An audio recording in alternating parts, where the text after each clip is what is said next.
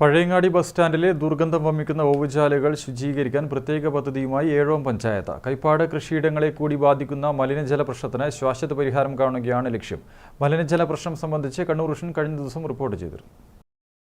എരിപുരം മുതൽ Pazhayangadi bus stand വരെയുള്ള ഓവുചാലുകൾക്കരികിലൂടെ ജനങ്ങൾക്ക് മൂക്കുപൊത്താതെ നടന്നുപോകാൻ കഴിയാത്ത അവസ്ഥയായിരുന്നു.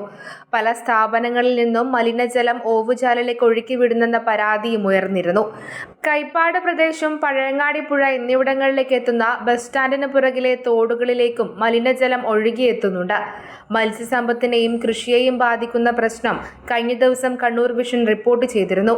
ഓവുചാലിലെ മലിനജലം ശുദ്ധീകരിക്കാനുള്ള പദ്ധതിയാണ് ഏഴോം പഞ്ചായത്ത് മുന്നോട്ട് വെച്ചിരിക്കുന്നത്. Kerala rural water supply and sanitation agency ഉദ്യോഗസ്ഥർ സ്ഥലം സന്ദർശിച്ചിരുന്നു. DPR ഉൾപ്പെടെ തയ്യാറാക്കി പദ്ധതി വേഗത്തിലാക്കാനുള്ള നടപടികൾ പുരോഗമിക്കുകയാണെന്ന് പഞ്ചായത്ത് പ്രസിഡന്റ് P. ഗോവിന്ദൻ പറഞ്ഞു. ഡീറ്റെയിൽഡ് പ്രൊജക്ട് റിപ്പോർട്ട് ഈ മാർച്ച് 30 കിട്ടുന്നതാണ് അവർ പറഞ്ഞിട്ടുള്ളത്. ഇതാണ് നമ്മൾ നേരത്തെ ശുചിത്വ മിഷന്റെ ഭാഗമായിട്ട് നമ്മൾ സ്റ്റേറ്റിൽ ടെക്നിക്കൽ ടീമിനെ വെച്ച് ആദ്യം പഠിച്ച ടീം പിന്നെ അയാൾ വേറെ പോയി.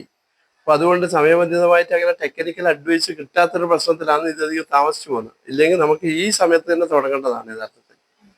പക്ഷെ നമുക്ക് ചെയ്യാൻ പറ്റാത്തതിലെ പ്രയാസമുണ്ട്. ഏതായാലും നമ്മളത് തീർച്ചയായും അതിന് തുടക്കം കുറിക്കും എന്നാണ് നമ്മളിപ്പോൾ പറയുന്നത്. പദ്ധതി നടപ്പിലാവുന്നതോടെ ജനങ്ങൾക്ക് അത് ഏറെ ആശ്വാസകരമാകും.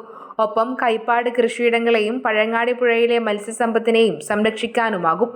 News bureau, Pazhayangadi.